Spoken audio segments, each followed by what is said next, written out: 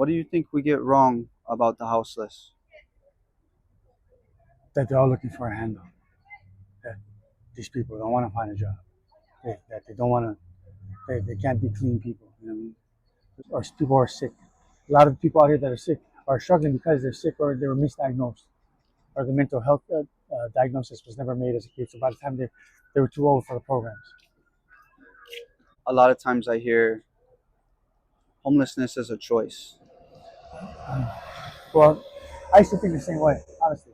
If we're being total one, keeping it 1,000, I used to believe that, you know what I mean, that I have no forgiveness for people, kids who had kids and they were homeless. And I look at that like, okay, this is something you choose, but then these actions you're making with all the programs that are available, why would you let this happen to you and your kid? You know, shame on you. Till I got to see it firsthand why. You know what I'm saying? You have to understand the circumstances happen.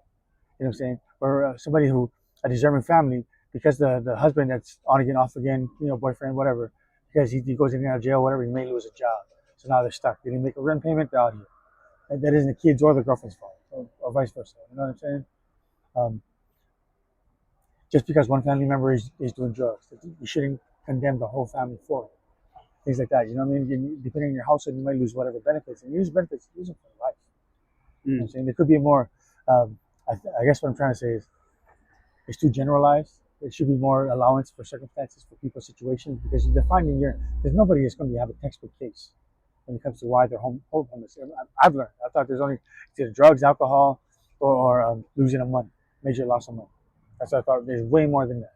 You have veterans that come back, and the veteran help, as much as there is, they still leave them falling through, especially the older veterans, fall through the cracks because when they were kept records, the records weren't digital, right? So you're talking about hard copy records that easily get lost for whatever reason, hurricanes, you know, or for whatever reason.